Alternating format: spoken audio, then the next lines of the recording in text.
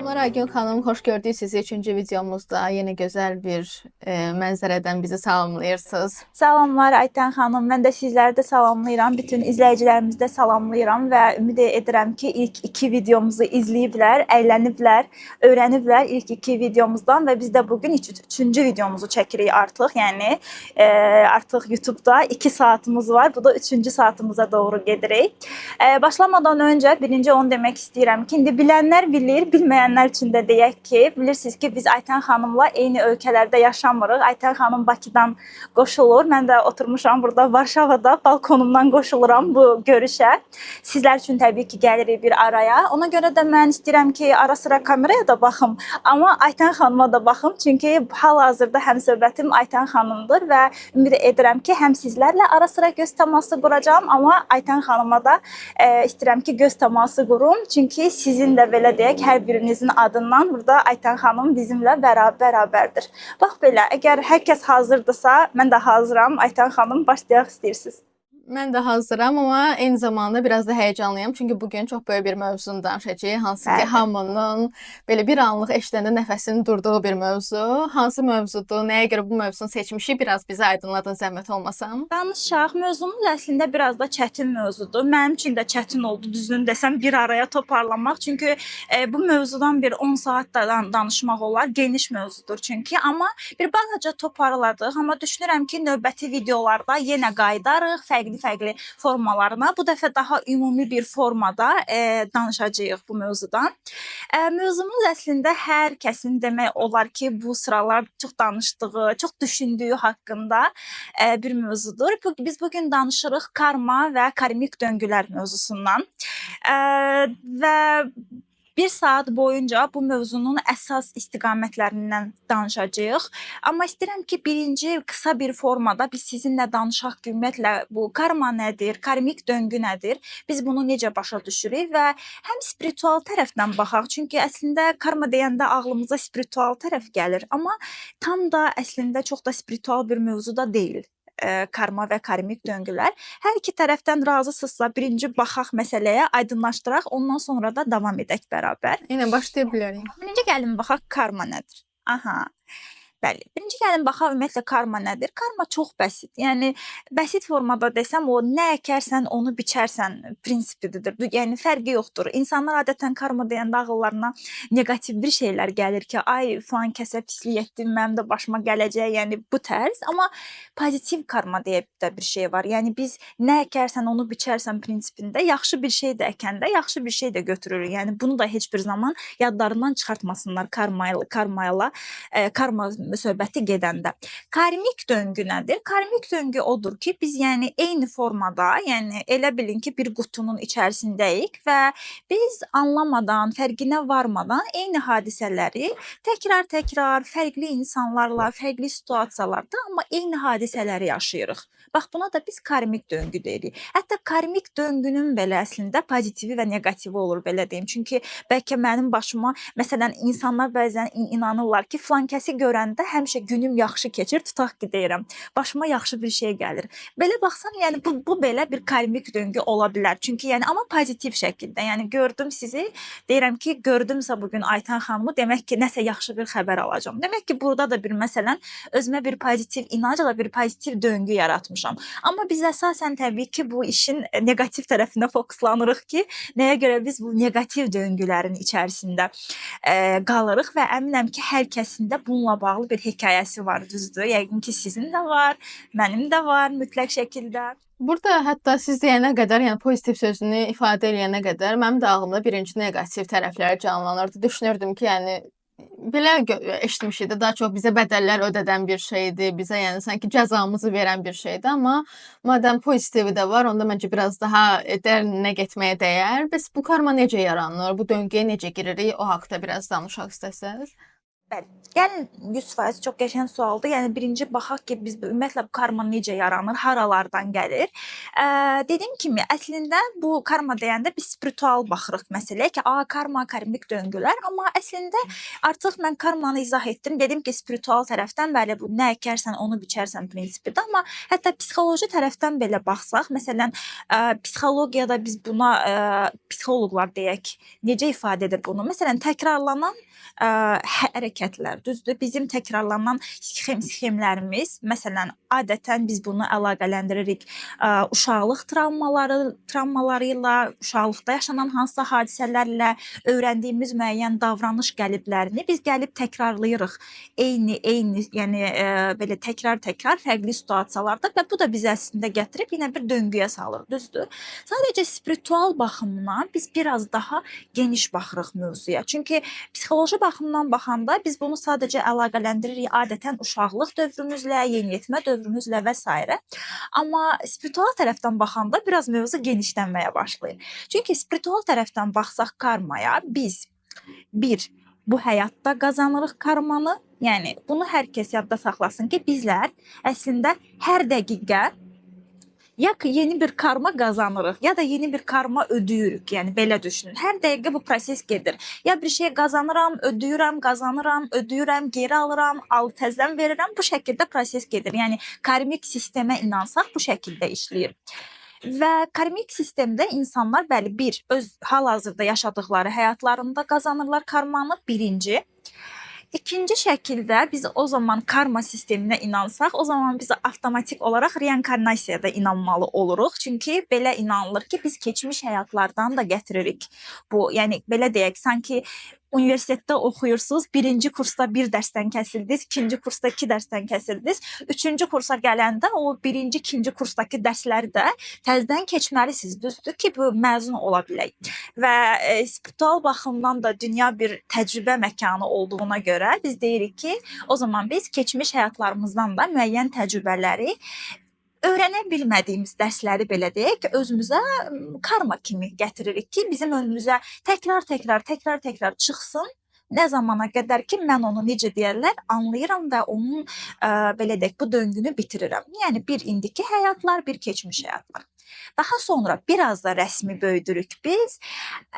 Bu hissə çox insanın isyan etdiyi hissədir, amma dediyim kimi spirituallıqda biz buna belə inanılır ki, bəs nəsildən də gələn bir karma var. Yəni ata nəslindən gələn bir karmaya inanılır, ana nəslindən gələn bir karmaya inanılır. Yəni bizlər bilirsiniz ki, yəni genetik baxımdan da baxanda nəslimizdən götürürük. Düzdür, istər görünüş baxımından, bəzən xarakter götürürük, bilmirəm, bəzən müəyyən xəstəlikləri götürürük və s. Amma spiritual tərəfdən də baxanda nəsildən də biz karma götürürük. Yəni həm ata xəttindən, həm ana xəttindən ki, onları da bir növ sanki bəlkə mən qıracam nəsildən gələn bir döngünü, düzdür? Sanki gedir, mən qıra bilmirəmsə məndən sonraki birinə qalır, o qıra bilmirsə ondan sonraki birinə qalır, ta ki bir nəfər ağıllanıb, belə ağlını başına yığıb, fərqində bir şəkildə o qutunun içərisindən çıxana qədər davam edir bu. Bu şəkildə gedir, yəni karmik döngü. Biraz da bir dənə də böyük rəsmə baxmaq istəyirəm. O da kollektiv karma deyilir. Bu nədir? Yəni spirituallıqda yenə belə inanılır ki, ümumiyyətlə insanlar heç bir şey təsadüfi deyil. Yəni biz insanlar doğulduğumuz necə ki o ailəni seçirik deyirik, ailəni seçirik, ətrafı seçirik, cəmiyyəti seçirik, doğulduğumuz ölkəni seçirik. Baxın.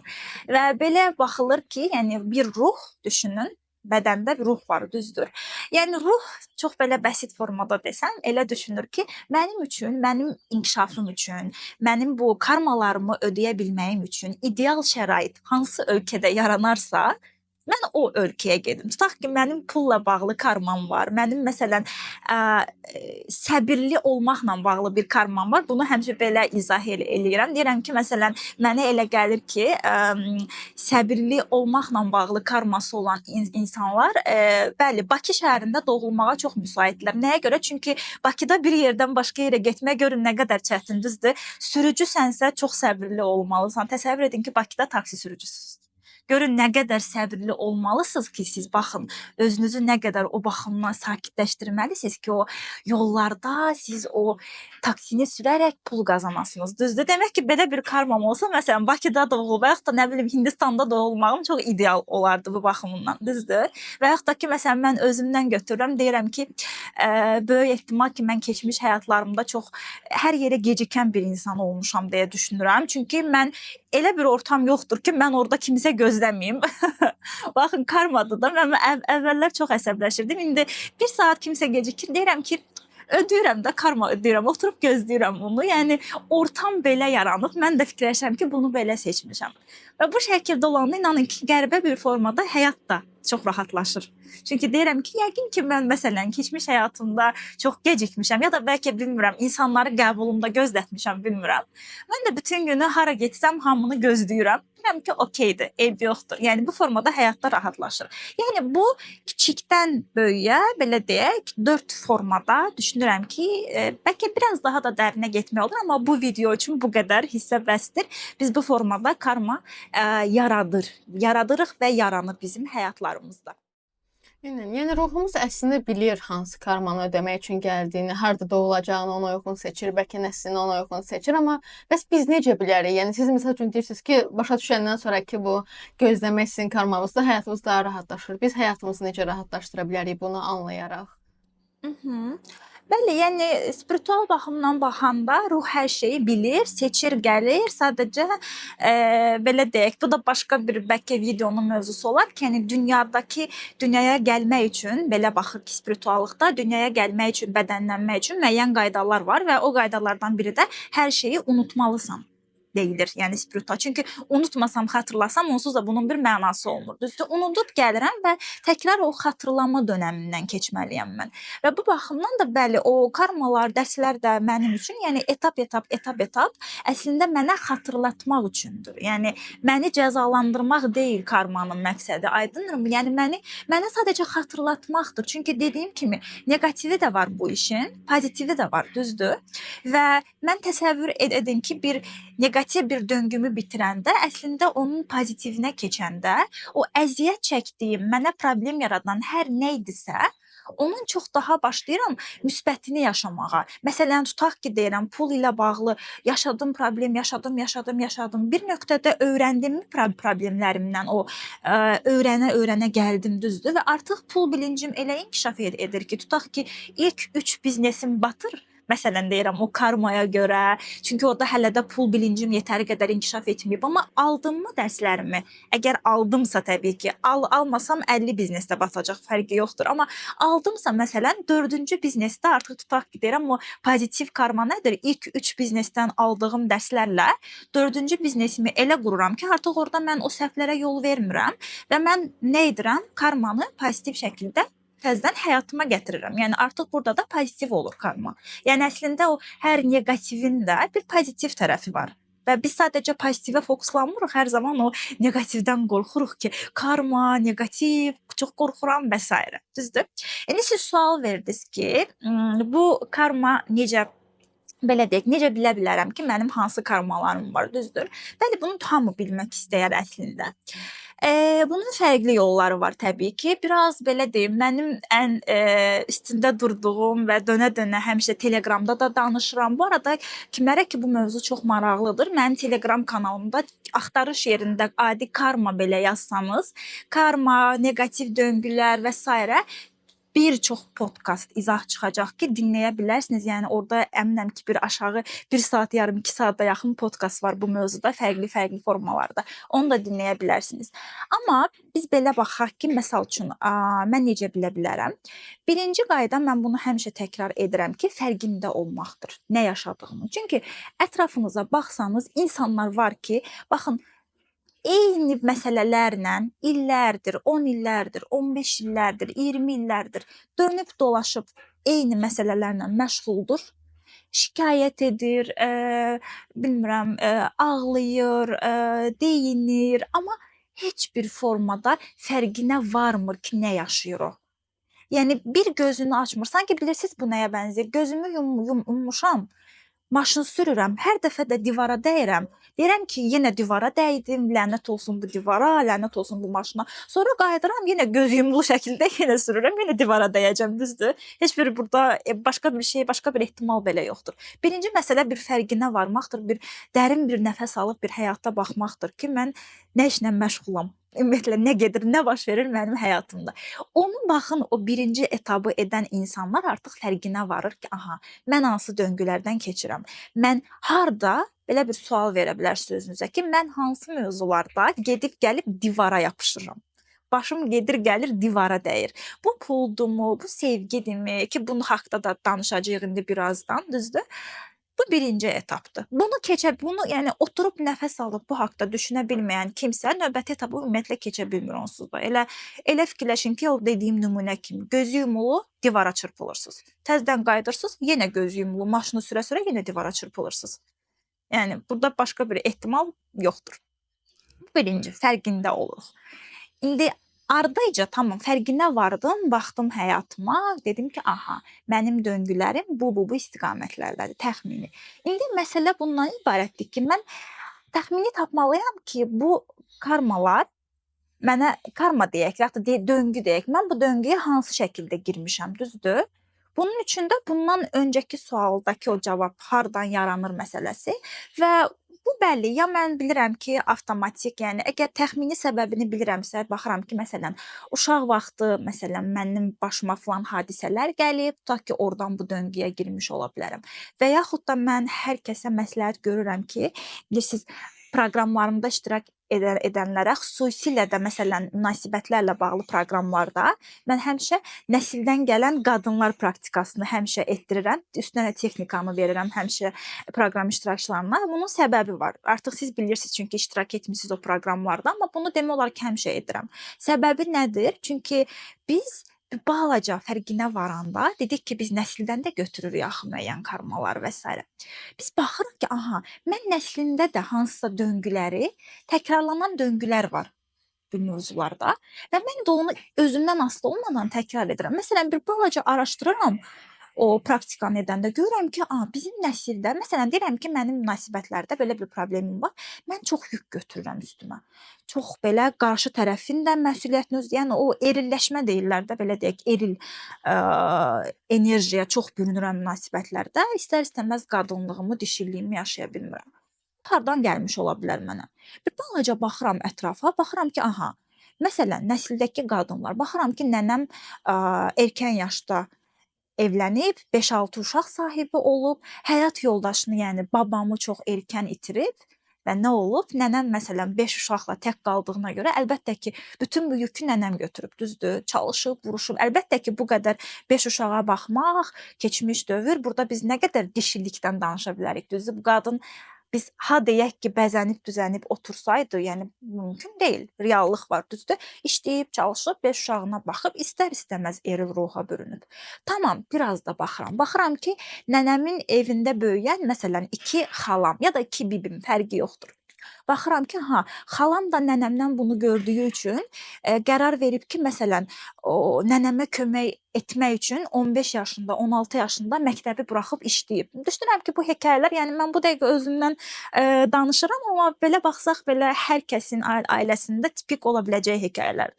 Aha, nənəm məsəl üçün xalam görüb və ya da bibim nənəmi görüb, ona kömək üçün 15 yaşında gedib nə bilim işləyib, nə bilim pomidor yığmağa gedib, çəllək toplamağa gedib və s. Oralardan bir eril ruh gəlir. O birisi xalama baxıram ki, aha, məsəl üçün ya da bibimə fərqi yoxdur. Evlənib, məsələn, ailə həyatında o da başlayıb çox fədakarlıqlar göstərməyə, kişinin bütün məsuliyyətini üstünə götürüb və baxıram ki, aha, bax, məndə də buralardan gəlir. Sonra yaxud da ki, anama baxıram, öz ailəmə baxıram. Yəni, hər kəsdə struktur fərqli ola bilər, amma təxmini mövzular eynidir. Bayaq dediyimiz o kollektiv karma məsələsi, yəni Azərbaycan, necə deyərlər, genəlində baxsanız, bizim məişət mövzularımız demək olar ki, bir-birinə çox bənzəyir. Yəni, kollektiv karma deyək biz buna. Və baxın, bu şəkildə mən araşdırmalarımı etdikcə təxmini görürəm. Və bir şey deyim ki, çox önəmli bir məqamdır. Mən bəzən bu nəsildən gələn qadınlarla bağlı və yaxud da pul ilə bağlı məsələlər varsa, kişilərlə bağlı araşdırma apara bilərsiniz ki, məsələn, kişilər pulla bağlı haralarda Yəni bəzən olur ki, məsələn, böyük itkilər yaşanır və yaxud da ki, hansısa bir pul itkiləri, hansısa maliyyə itkiləri, çökən bizneslər və yaxud da ki, bəlkə siz tutaq ki, bir bəy nəslindən gəlirsiniz, bilirsiniz, məsələn, tarixə baxsaz o insanlar çox sıxışdırılıb Azərbaycanda müəyyən dönəmlərdə. Bunların hamısı bəli bizim şuuraltımızda yer edir təbii ki və belə olanda məsələn mən bu gün əlbəttə pul sahibi, biznes sahibi olmaq mənə qorxuducu gələ bilər. Çünki şuuraltımda var ki, məsələn, babam puluna görə sürgün olundu. Tutaq ki, deyirəm, düzdür? Amma mən bunu bilmirəm. Mən deyirəm ki, mən niyə biznes qura bilmirəm? Amma araşdıranda mən bunu tapa bilirəm.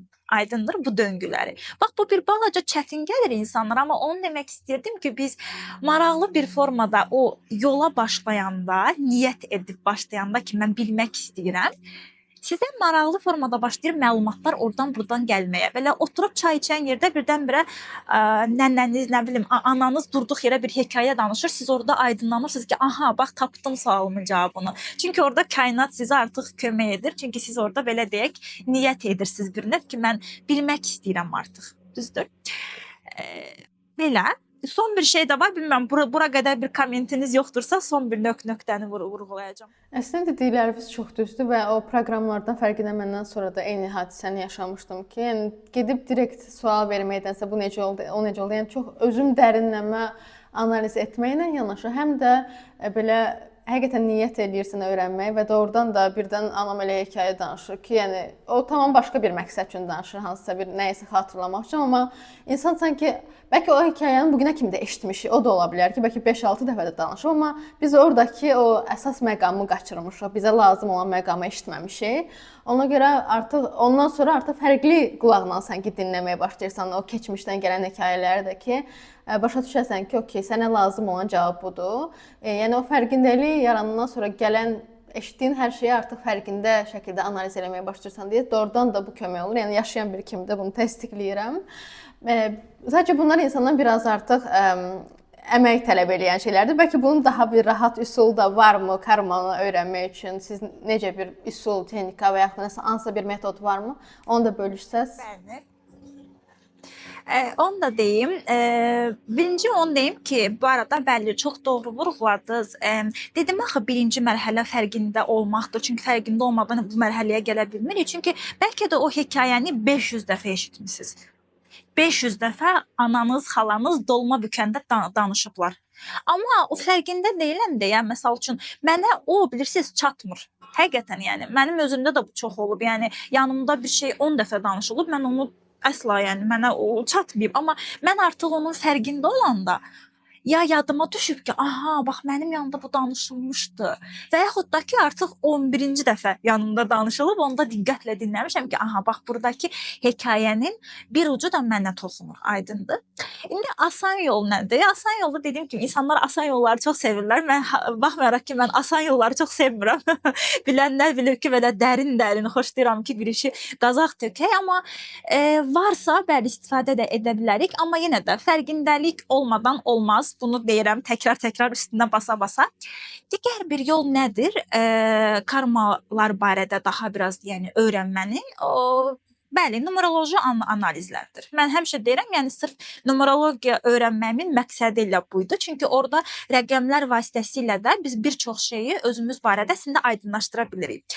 Amma orada da məsələ yenə də yəni bir 10 vərəqlik bir analiz əldə edirsiniz. Tutaq ki, deyirəm, orada deyir ki, nəsildən filan karma gəlir, bu karma sizə filan hissiyatları verə bilər və orada siz baxırsınız ki, aha, demək ki, buna görə məsələn mən filan addım ata bilmədim. Amma yenə də birinci mərhələ yoxdursa, fərqindəlik mərhələsi ki, mən, yəni elə insan var ki, bir 7-8 vərəqlik mən ona məsələn analiz verirəm. Tutaq ki, detallı bir analiz orada karmada var və s. danışıram orada. O analizi yəni 10 gün, 1 həftə, 2 həftə, 3 həftə hər gün oxuyur. Hər gün oxuyur və deyir ki, yazırlar, geri dönüşlər ki, o hər cümlədən bir fərqindəlik qazanır. Amma elə insan da var ki, məsələn, fərqində deyilsə, mən ona 70 vərəqlik dissertasiya da yazsam həyat haqqında, bir mənası yoxdur. Çünki oxuyacaq, deyəcək ki, yox, yəni başa düşmədim, yəni nəsə məndə oturmadı yerinə, düzdür? Bəli, analizlər bu işin asan yoludur. Yəni daha sizə dəqiq deyir, amma siz yenə də o birinci mərhələ olmadan, o fərqindəlik hissəsinə gəlib çıxmadan sizdə heç cürə yenə də analiz də sizə kömək etmir. Yəni o oxuyursunuz, atırsınız, yadınızdan çıxır, gedir. Əgər xan başa düşdük ki, hər ruhun öz karması var, hərəmiz fərqli yerlərdən karmaları alırıq, ödəyirik, yenidən qazanırıq. Bəs sizin ümumi müşahidələrinizdə əsasən bu necədir? Yəni daha çox hansı sahələrdə insanlar karma ödəyir və nəyə görə daha çox bu sahələrdə bu qədər çox karma yaranır? Bəli, bu da gəldik çıxdıq əslində belə ən can alıcı nöqtəyə. Çünki təkcə mənim müşahidələrim deyil, yəni ümumi də baxanda, yəni həm Azərbaycan bazında götürsək, həm ümumi götürsək, biz görürük ki, insanlar əslində ən çox 3 sahədə karma ödəyirlər, belə deyək. Həm qazanırlar, həm ödəyirlər deyək. Yəni təkcə ödəmirik. Qazanırıq, ödəyirik bu formada. Bunun təbii ki, birincisi mütləq şəkildə sevgi, münasibətlər sahəsidir. İkincisi əlbəttə ki, pul.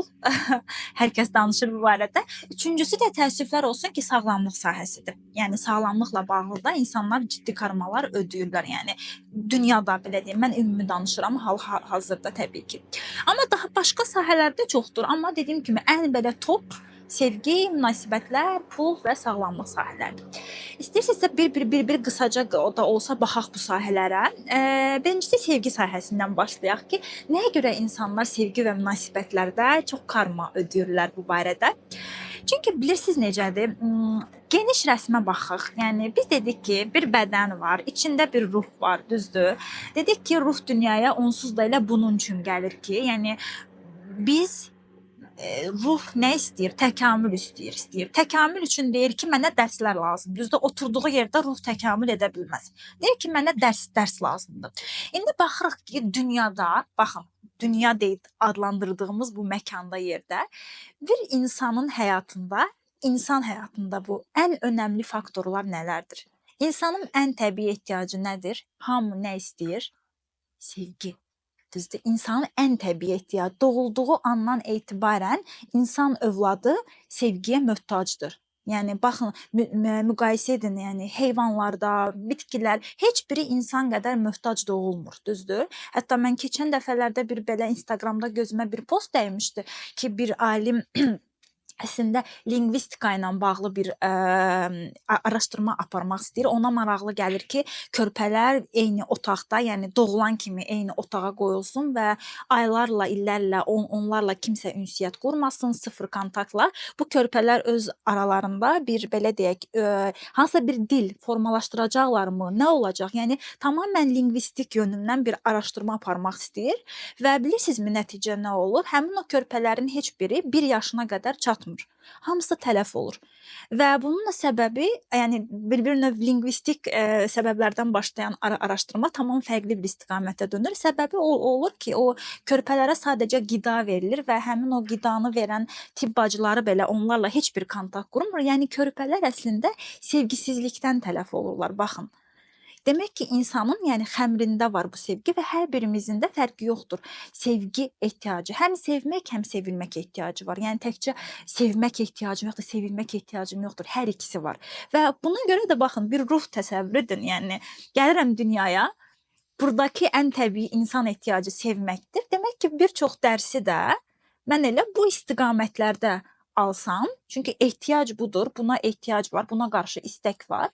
Mən elə bu istiqamətlərdə də yəni bir çox dərs alım, öyrənim, təkamül edim. Bilmirəm, məsələn, keçmiş həyatlarımda, dünyadakı həyatlarımda xəyanət etmişəmsə, bəlkə bu həyatda bir xəyanət dadım məndə ki, o necə dedik ki, nə əkərsən, onu biçərsən prinsipinə əsasən. İndi xahiş edirəm, yəni kimlər ki, xəyanət ilə üzləşiblər, elə düşünməsinlər ki, mən demək ki, mən çox pis insanam, ay mən xəyanət etmişəm. Yox, sadəcə bu da bir ehtimaldır. Yəni şərt deyil ki, siz xəyanətə belə deyək, məruz qaldınız. O deməkdir ki, siz 100% xəyanət etmisiniz. Yox, belə bir şey yoxdur. Sadəcə bu da bir ehtimaldır. Yəni ruh tərəfdən, yəni bunu da bir ehtimal kimi götürə bilərik, amma şərt deyil təbii ki. Çünki çox fərqli nöqtələrə gedib çıxa bilər. Bəlkə də mən xəyanəti seçirəm bir ruh olaraq. Çünki mən elə bir insandan belə deyək sevgi gözləyirəm ki, o məni sadəcə və sadəcə dəyərsiz hiss etdirir, amma mən heç cürə belə deyim, bundan vaz keçə bilmirəm və ən sonda məni pik həddə nə gətirər? Bu insandan ayrılmağım üçün xəyanət gətirər, tutaq ki, deyirəm. Bax, o zaman da görə bilərəm xəyanəti, düzdür? Yəni, şərt deyil ki, mən bunu, belə deyək, o keçmiş həyatlarda etmişəm deyə görüm. Yox, bu dediyim kimi, bu işin məntiqi çox da sadə deyil əslində. Bunu etdim, indi bunu görürəm deyil. Çox dərin biz perspektivdən baxmalıyıq buna. Dediyim kimi, birinci sevgi, yəni məntiqli formada insanlar sevgi münasibətlərdə, bura təkcə münasibətlər deyəndə təkcə sevgini qatmayaq içinə. Münasibətlər deyəndə valideynlə də münasibət nəzərdə tutulur, dostla da, tanışla da, hamısı bax bunun içərisində. Ona görə sevgi və münasibətlər deyirəm mən buna həmişə. Biz birinci ən dərin karmaları bu şəkildə ödəyirik əslində. Daha sonra biz keçirik hansı istiqamətə? Yəni təbii, ən təbii ehtiyacımızdan sonra keçirik bu dünyada, belə deyək, türklər demiş, barına bilməyimiz üçün lazım olan nə? Pul, əlbəttə ki, yəni maddə dünyasında, dünya maddiyyat dünyasıdır, düzdür? Biz maddi, dünya bu arada ruh mənəvidir və əslində ruhun ən böyük bəlkə də sınaqlarından biri də mənəvi bir varlığın maddi dünyaya uyumlanmasıdır. Baxın, çox insanlar ona görə fikir verin, pul ilə hizalana bilmirlər məsələn.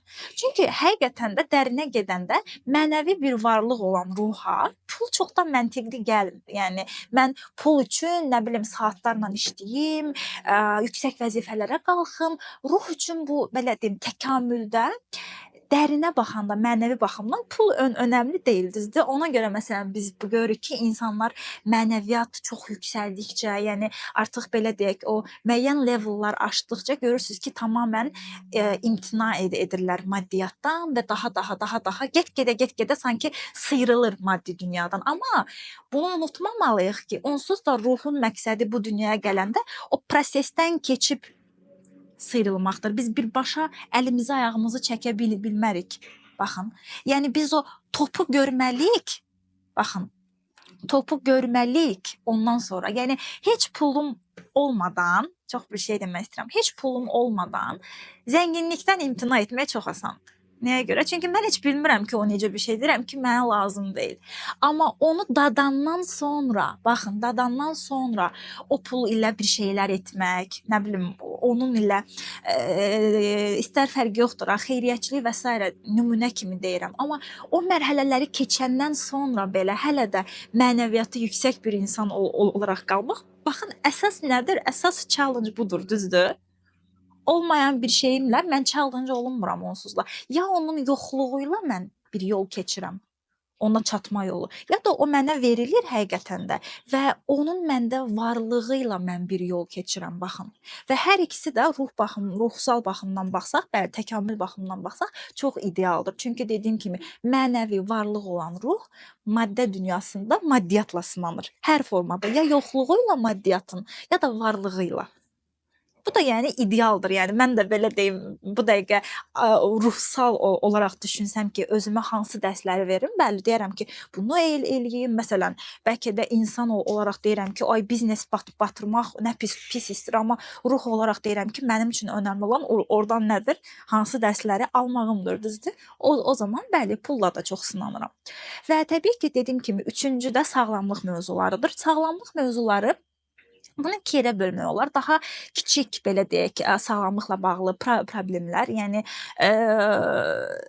hər biri məsələn belə izah olunur spirituallıqda, tutaq ki, keçmiş həyatlarımızda müəyyən emosional baxımdan özümüzü tıxadığımız nöqtələr ola bilər. Hansı ki, bu həyatda həmin nöqtələr özünü belə deyək, bilirsiniz ki, istənilən bir xəstəliyi biz dərinə gedəndə onun psixoloji səbəblərini görürük, emosional səbəbi, yəni hətta belə bir araşdırma da oxumuşdum ki, yəni bütün istənilən bir xəstəliyin ən dərin kökündə, yəni toxum olaraq bir emosiya dayanır.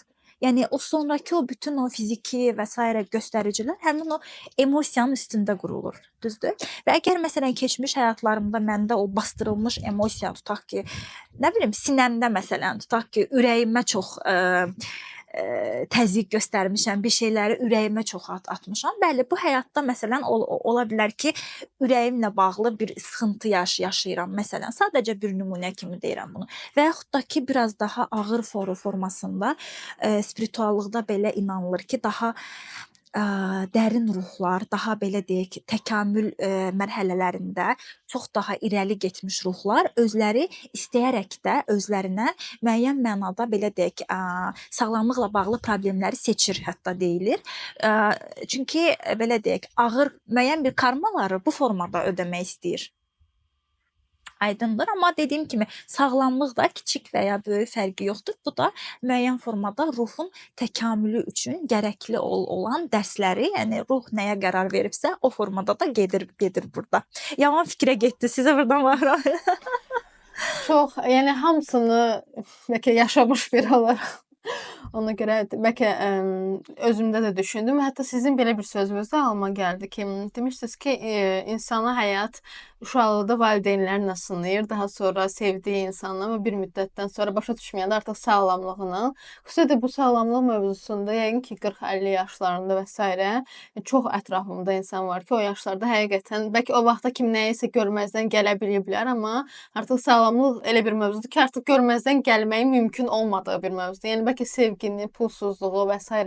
necəsə balanslaşdırmaq olar, yəni necəsə hələ də ayaqda qalmaq olar onları bu problemləri yaşayarkən, amma sağlamlıq problemlərini yaşayarkən heç yəni normal gündəlik fəaliyyətinə də davam edə bilmirsən bəzən və o insanı oturub düşünməyə, harda səhv edirəm, bəlkə nəyisə fərqinə varmağa yardımcı olur. Tək yəni heç kim bu sağlamlıqla sınanmamış artıq digər mərhələlərdə başa düşsün öz dərslərini alsın, amma yəqin ki Çox gözəl vurguladınız bu arada. ən güclü müəllim yəqin ki elə sağlamlıq karmalarıdır. Bəli, çox o saat hiss olunur ki, siz mənim daimi dinləyicimsiniz. Bu Telegram podkast çünki mənim belə yadımdan çıxmışdı ki, mən bəli indi yadıma düşdü ki, bəli belə bir podkast paylaşmışdım ki, birinci valideynlərlə sınanırıq, çox doğru. Yəni çünki ilk gördüyümüz insanlar təmas, hətta sevgi və pul, baxın, yəni valideynlərdən hamısını öyrənirik. Ondan sonra tətbiqə keçirik və o döngülərə giririk təbii ki. Döngülərə giririk, bəli, oralardan artıq qalırıq orada bir 5 il, 10 il, 15 il sonra təbii ki başlayırıq sevgi həyatı partnyorlarla sınanmağa. Valideynlərdən nələri öyrənməmişiksə, hansı döngülərdən çıxa bilməmişiksə, eyni şəkildə partnyorlarla sınanırıq və bəli, artıq elə bir, yəni dediyim kimi kimlər ki o fərqinə varmır heç cürə. Onlar bəli müəyyən mərhələdə artıq o gəlir 40-50 yaşa, artıq ruh deyir ki, yəni tamam. Demək ki, sən məsələn heç cürə valideynlərlə olan məsələdə öyrənmədin. Tutaq ki, yenə də bu özünə dəyər verməyi, düzdür, canına dəyər verməyi. Gəldin partnyorlarla səni bu qədər incitdi və s. yenə sərhədlər qoymadın. Tamam. Onda da gəl biz xəstəliklə sınanaq. Bilirəm belə çox da qəşəng səslənmir bu dediyim, amma yəni ən doğru dildə bu formada ifadə edə bilərəm. Onda da gəl səni bir xəstəliklə sınayaq. Bəlkə sən o zaman canının dəyərini bilərsən. Bəlkə sən o zaman nə bilim artıq evdəki hər kəsə yeməyi bişirib özün belə deyim, ən belə kənarda qalanını yemək əvəzinə bəlkə bir dəfə də durub özün üçün nəsə bişirərsən. Aydındır? Yəni baxanda əslində dediyim kimi karma cəza deyil. Karma sadəcə deyir ki, yəni öyrən, bax sənə verirəm, əslində çox gözəl bir şeydir. Hətta mən sevirəm hətta. Yəni çünki baxıram ki, mənə göstərir. Çünki insan fərqində şuurla yaşayanda göstərir mənə ki, bunu öyrənməyini istəyirəm. Mən deyirəm ki, tamam, mən bunu öyrənirəm və bilirəm ki, bu mənim təkamülümə də yol açır. Tamam, ruhsal tərəfdən, amma insan tərəfdən də baxanda, emosional tərəfdən də baxanda mənim bu dünyada yaşayışımı asanlaşdırır. Aydındır? Yəni özümü daha yaxşı hiss edirəm hər tərəfli. Bu da işin pozitiv tərəfi olur əlbəttə ki. Bəli, bilmirəm, kəşkə o podkastın adı yadıma düşərdi. Onu da biz deyərdik ki, dinləyə bilərlər, amma düşünürəm ki, bu mövzu barədə onsa çox danışmışam həmişə ki, bəli. Bu mərhələlərdə ən sonda bəli gəlib sağlamlıqla sınanırıq və ondan sonra deyirik ki, kaş belə eləyərdim, amma bir balaca belə deyək bu axir ömrümüzdə biraz gec olur. O mərhələyə gəlmədən təbii ki, hər kəsi o fərqindəlikli bir şəkildə bu işlərin içindən çıxıb pozitiv tərəfə keçməyə təbii ki, dəvət edirik. Bəs ümumiyyətlə bu öyrənməyin sonu varmı? Bu karmik döngüləri bitirmək olarmı? Ümumiyyətlə tamamilə azad olmaq olarmı ki, tutaq ki 40 yaşıma kimi hamısını qurtarım, ondan sonra rahat yaşayım. Belə bir anlayış varmı ruhsal olaraq? Təəssüflər olsun ki, pozitiv cavab verə bilməyəcəm. Nəyə görə? Çünki yenə də deyirəm, karmik sistem tərəfdən baxsaq, yəni bu belə çıxır ki, mən təkrar bu dünyaya gəlirəm, çünki hələ də öyrənməm gerəkən dərslər var. Mən oturdum 40 yaşıma kimi bütün karmalarımı dedim ki, onu da deyirəm, bunu da deyirəm. 40 yaşımdan sonra necə bəs onda nə edəcəm? Bitki kimi mi yaşayacağam baxın. Yəni hətta belə bir fikir verin, çox inkişaf etmiş, rifah səviyyəsi yüksək ölkələrdə canına qəsd halları çox olur. Araşdırsanız. Və belə məsəl üçün biz də deyirik ki, nəyi çatışmırdı ki, yəni və yaxud da fikir versəniz çox belə bəzən olur deyir ki, mən hər istəyimə çatdım. Yəni hər şeyim var. Ondan sonra artıq heç cürə o həzz ala bilmədiyinə görə bir balaca da o aludəçiliklərə falan qurşanlar oradan da artıq bitir. Və deyir ki, mənim artıq bu dünyada işim qalmadı. Yəni baxın, çünki insan bəli, daima onun məşğul olması gərəkən bir şeylər olmalıdır. Və bizim əgər karmik döngülərimiz bitərsə, yəni karmalarım bitərsə, əslində mənim bu dünyada işim yoxdur o zaman. Demək ki, mən ya artıq ərdim, təkamül etdim, çıxıb getməliyəm, ya da ki, bilmirəm, yəni artıq o insan olaraq, emosional baxımdan, bəlkə də məsələn karmalarım bitmir, amma emosional olaraq bir nöqtəyə gəlirəm. Baxıram ki, həyatda bir məna tapa bilmirəm, aydındır. Və belə olan halda deyirəm ki, artıq yəni sanki yaşam məqsədim yoxdur. Çünki insan daima hədəf, beyinə hədəf lazımdır ki, bizi daima o hərəkətdə saxlasın. O baxımdan bəli, biz karmalarımız bitməsin. Çünki kiçik, pozitiv, yəni bir şəkildə, yəni məsəl üçün bu çəkiliş zamanı belə biz bayaq zarafat edirdik də karma ödəyirəm ki, həyatda bütün ot biçirlər. Mən nə vaxt çəkiliş edəsəm burada ot biçirlər. Nə bilim, qonşunun itləri hürür, düzdür. Məsələn, o belə karmadır, amma günün sonunda yəni mən deyirəm ki, okey, olsun. Yəni bu belə əyləncəli bir şeydir. Nə bilim, danışmağa bir məsələdir, düzdür. Yəni ot kimi, bitki kimi yaşayıb getmirik. Amma bəli, neqativ döngülərimizi çevirə bilərik. Neqativ döngülərdən çıxıb onları pozitiv döngülərə çevirə bilərik. Yəni kiçik karmalar mütləq şəkildə olacaq. Mümkünsüzdür dediyim kimi. Bu yəni kiçik karma nədir? Burdan keçəndə ayağım dəydi, balaca barmağım əzildi. O da bir karmadır. Nə bilim, bayaq mənim dediyim otururam, hamını gözləyirəm. O da bir karmadır. Nə bilim, burada ot biçirlər, o da bir karmadır. Kiçik düzdür. Amma bunlar mənim həyat keyfiyyətimə təsir göstərmir. Amma daha böyük, bizi narahat edən o dediyimiz münasibətlərdə, pulda, sağlamlıqda, bəli, olan karmalarımızı biz neqativdən, o döngülərdən çıxmaq üçün, bəli, o neqativ döngülərimizi pozitivə çevirə bilərik təbii ki.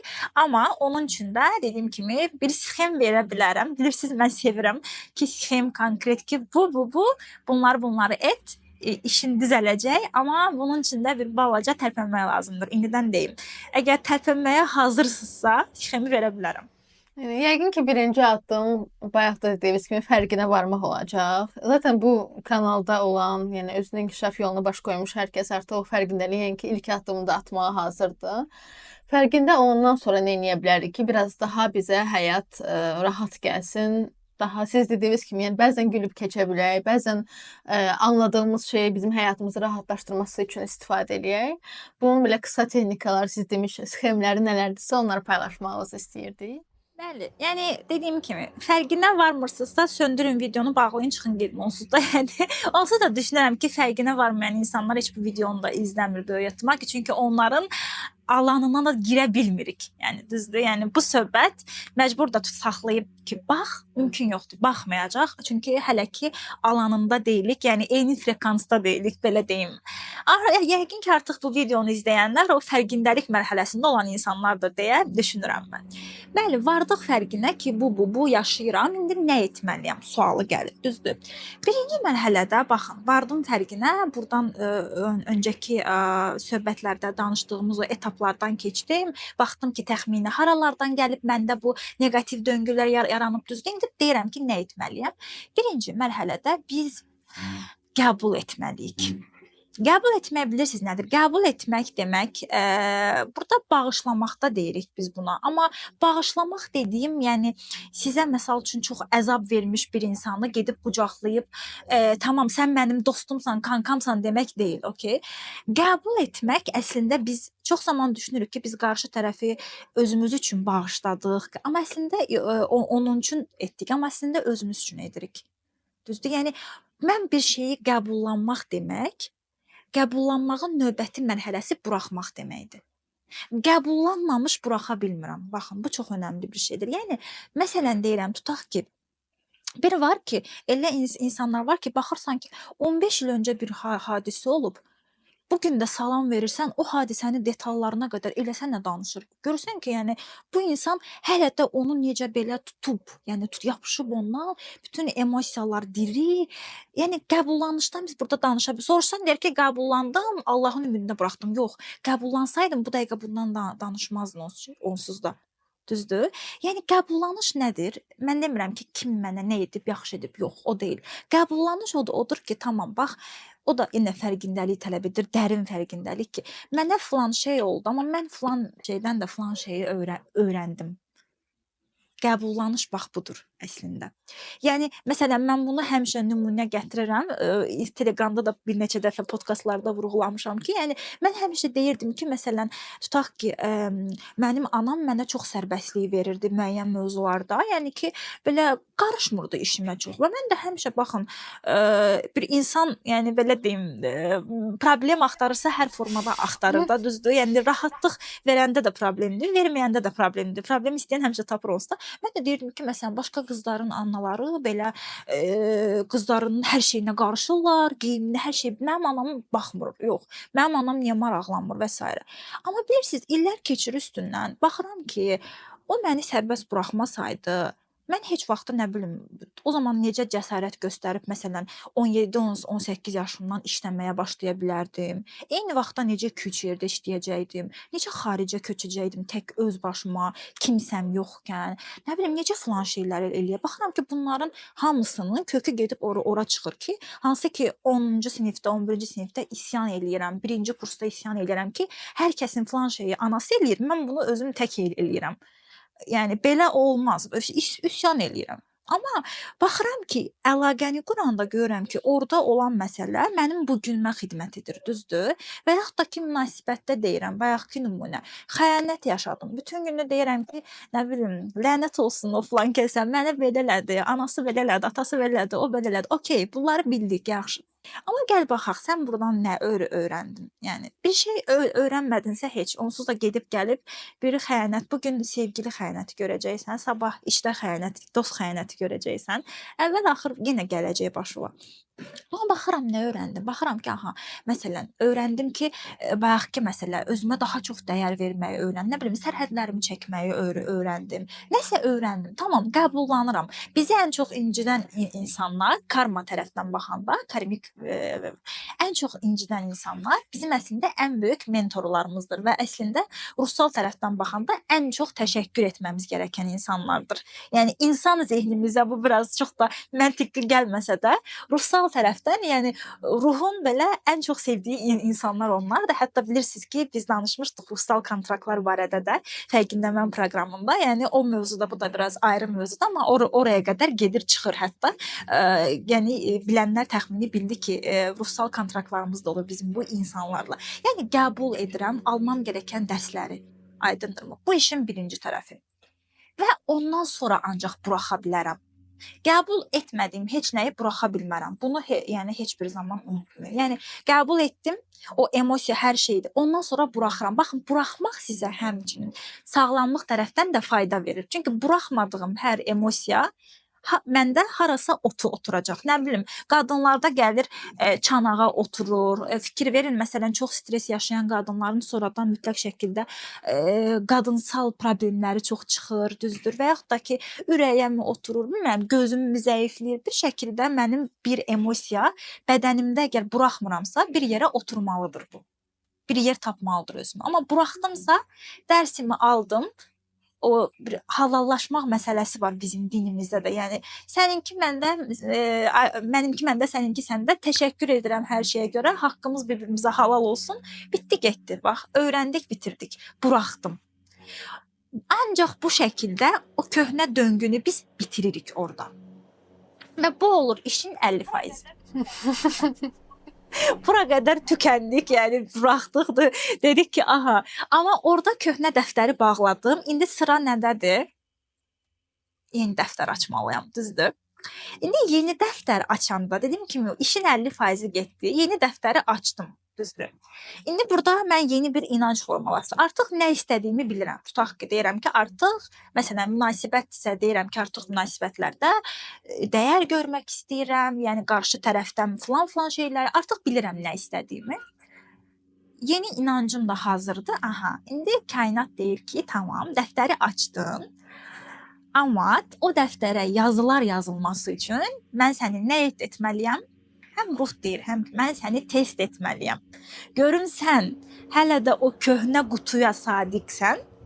Baxmayaraq ki, deyirsən ki, bağladım o dəftəri. Hələ də sən ora sadiqsən, yoxsa sən hazırsan növbəti yeni bir vərəqə. Və orada bilirsiniz nə olur? Çox maraqlı. Məsələn, mən bir konsultasiyamda daima gələn bir xanım var.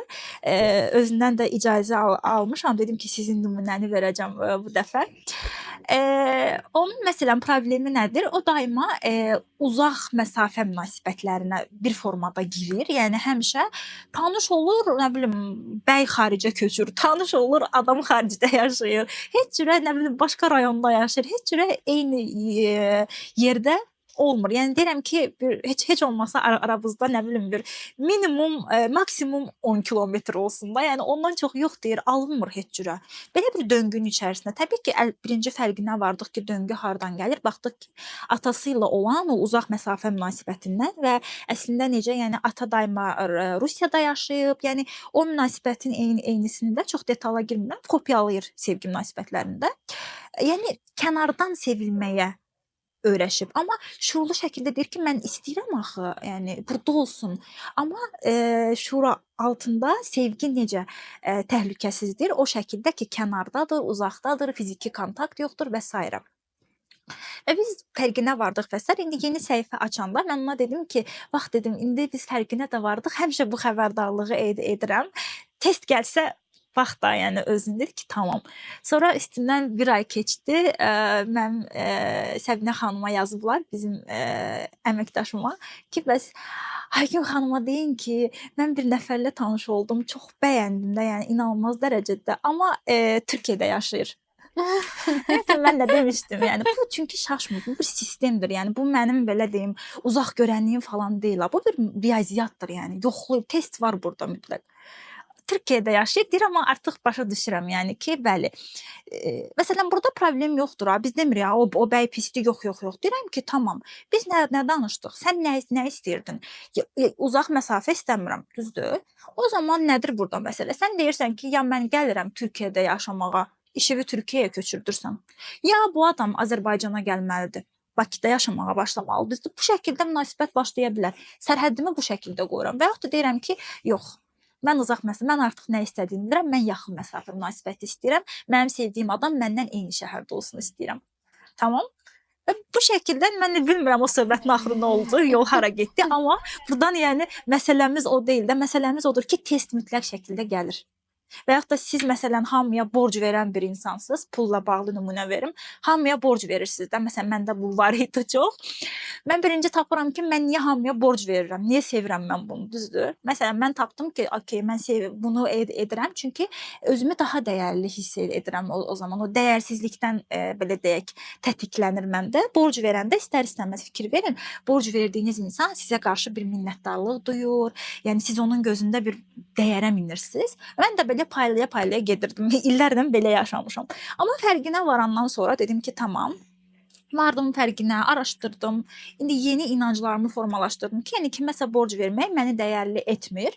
Əlbəttə ki, imkanım çatırsa, yəni o pulu hədiyyə edərəm, borc vermərəm. Onsuz da bilirsiniz, borc alma, vermə barədə çox danışmışam ki, məsləhət görülmür. Hədiyyə edərəm imkanım çatan məbləğdirsə, yoxdursa da deyərəm ki, yoxdur, alınmayacaq məndə, təəssüflər olsun ki. Təbii ki, mənim sınağım nə oldu? Baxın, onu dedim, elə bir çox yaxın bir insanın məndən gəlib pul istədi ki, və mən bunun olacağını da təxmin etmişdim. Və elə bir məbləğ istədi ki, mən baxdım ki, mən bu məbləği əvvəl olsaydı verərdim borc, amma indi məsəl üçün hədiyyə edə biləcəyim məbləğ deyil, böyük bir rəqəmdir. Və qalan ehtimallarda da yəni dedim ki, yəni üzürlü say, yəni mən belə deyim, artıq belə deyim, belə bir məbləğ məndə var ki, yalan da danışmıram, bilir ki, varımdır. Amma yəni mən bunu belə deyim, bank hesabımdan çıxardıb vermək istəmirəm, çünki o məndə həqiqətən də depozitdədir. Yəni çıxardıb vermək istəmirəm. Yəni pulumun bərəkəti də azalır, artıq mən borcu. Heç bu qədər heç izahata da ehtiyac yoxdur. Mən o zaman vermişdim, çünki ilk testdir, amma sonrasında get-gedə yəni vəziyyət də daha da yaxşılaşır. Amma oradan məsəl üçün keçə bilməsəm, nə baş verir? Hər iki nümunədə sevgi də, pul da. Təkrar qayıdıram ən başa baxın. Təkrar qayıdıram köhnə qutumun içinə. Hardakı eyni döngüyə girirəm təkrar. Aydındır, amma testdən keçsəm yeni döngüyə girirəm. Pozitiv döngüyə və artıq bilirəm ki, mən dəyərli hiss etmək üçün kiməsə borc verməyə məcbur deyiləm. Bunun testində keçdim və inanın ki, ondan sonra kimsə gəlib sizdən borc da istəmir heç. Heç kim istəmir. Və yaxud da qarşınıza çıxan insanlar artıq baxırsınız ki, eyni şəhərdə yaşayır sizinlə və s. Çünki testi keçdim. Amma mən testi keçmədiyim müddətcə qayıdıram, çox insan da gəlib burada ilişir. Bax, bu nöqtədə proqramlara qoşulurlar, ay fərqindəlik belə, o coach getdi, bu coach gəldi, oradan, buradan gəlir. Tam o dönmə nöqtəsində elə bir şey çıxır ki, sanki şey kimi, məsələn, işinizi tam nəhayət ki, qərar vermisiniz ki, dəyişəcəm, artıq yəni sahəmi dəyişəcəm, o çox qorxduğunuz bir yerə, amma istəyirsiniz. Tam ora gedən ərəfədə indiki işinizdə maaşınızı qaldırırlar. Köhnə qutu gəl deyir də, yəni ki, gəl bu döngüdə qal. Düzdür? Və siz deyirsiniz ki, nəsə, burada da maaşım qalxdı, eybi yoxdur, qoy qayıdım. Qayıdırsınız yenə köhnə hamam, köhnə tas, yenə müdir incidir, yenə işlər çoxdur, yenə stres var, yenə eyni döngü. Yenə şikayətdəsiz. Aydındır? Bax, bu sxemi götürürsüz. Həmişə fərqindəyəm, qəbullanıram, buraxıram, emosiyalarımı buraxıram. Daha sonra yeni inanc nədirsə, onu formalaşdırıram, nə istəyirəmsə. Daha sonra test gözləyirəm. Testi keçirəm, kainat çox ağıllıdır, oturub evdə test gözləmirsiniz, istənilən bir yerdən sizdən onu yəni edəcək, bunu da deyim sizə. Testi keçəndən sonra da artıq o yeni qutuya keçirəm, yeni döngüyə və başlayıram yeni döngüdə yavaş, belə deyək, o yeni inancın gətirdiyi sərhədlərimi qorumaqdırmı, nə bilim artıq borc verməməkdirmi və s. bunları tətbiq etməyə başlayıram və 3 ay, 6 ay müddətində təxmini belə deyək, bu bizdə artıq yeni inanc formalaşır və biz yeni, daha qəşəng bir döngüyə burada girmiş oluruq. Bax belə. Çox gözəl izah elədiniz. Çox sağ olun. Və birincisi buradan bütün karmik mentorlarıma təşəkkür eləmək istədim. Bu video vasitəsilə məncə bu videoya baxan hər kəs də məncə bu videodan sonra bir düşünsün ki, kimlər ilk siz bu haqqda danışanda kimlər ağlına gəldisə, onlara yəni ki, biraz minnətdarlığımızı bildirməliyik ki, bizi bu dərsləri bizə öyrədiblər və bizi yeni səhifə açmağa bir növ məcbur ediblər. Çünki yəni ki, məcbur olmasaydı daha yaxşı bir həyata addım atmağa tənbəllik eləyərdik. Digər tərəfdən də belə incə bir nüans yarandı ki, mənim ağlımda. Özümüz üçün bunların hamısını eləməyə hazırıq, güclü hiss edirik. Bəzənsə belə olur ki, ailə üzvlərimiz, sevdiyimiz insanlar, bəzən uşaqlarımız, onlar üçün də müəyyən bir karmik döngüdə ilişib qaldıqlarını görmüş ola bilirik. Bu anlarda nə etməliyik sizcə? Yəni özümüzü bildik, amma bəs başqasına karmik döngüdən çıxmaq üçün kömək eləmə ehtimalımız varmı, yoxsa bu onun öz yoludurmu? Bu barədə nə məsləhət görərsiniz? Baxın, fərqindəlik yaşayan, belə deyək, oyanma yaşayan insanların da ilk düşdüyü tələlərdən biri həmişə bu olur ki, mən yaşadımsa hər kəs yaşamalıdır bunu. Mən hər kəsi xilas etməliyəm, hər kəsə öyrətməliyəm və s. Və bilirsiniz, mən həmişə deyirəm ki, hər insanın, yəni hər ruhun bir yolu var, bir təkamülü var, düzdür, seçdiyi bir yol var və siz Çox zaman bilirsinizmi nə olur? Bir başqasına hətta kömək etməyə çalışarkən çox zaman özünüz karma qazanırsınız. Mən deyirəm, çox belə fərqində olmadan biz yəni daima qazanırıq, ödəyirik və s. Məsələn, tutaq ki, deyirəm, sizin məsələn baxıram ki, Aytən xanımın belə biraz maddi problemləri var, çətinlikləri var. Mən deyirəm ki, qoy o bir döngüdədir. Məsələn, biznesi ilə bağlı bir döngüdədir. Qoy mən ona borc verim ki, o döngüdən çıxsın da. Yəni mən ona kömək eləyirəm döngüdən çıxmağa. Amma bəlkə də Aytən xanımın alması gərəkən dərs odur ki, o biznes batacaq. Batmalıdır. Aytən xanım da oradan bu dərsləri öyrənməlidir ki, növbəti biznesini daha qəşəng qura bilsin, düzdür? Və yaxud da ki, münasibətdə fərqi yoxdur. Amma mən nə edirəm? Ona buradan pul verirəm ki, yox, ala, idarə elə, mən kömək eləyirəm ki, sən döngüdən çıxasan. Tam tərsinə, mən burada onun həyat yoluna müdaxilə edirəm, baxın. Və mən tam tərsinə həm onu döngüdə saxlayıram, üstünə özümə də karma qazanıram. Çünki birinə müdaxilə etdim həyatına. Həmişə mən deyirəm, fikir verin, Telegramda da həmişə deyirəm ki, heç vaxt sizdən məsləhət istənmədən məsləhət verməyin. Kömək istənmədən kömək etməyin. Baxın, bu belə egoistlik kimi gəlir çox insana, nə bilim, ay mən bəs necə kömək etməyim? Yox.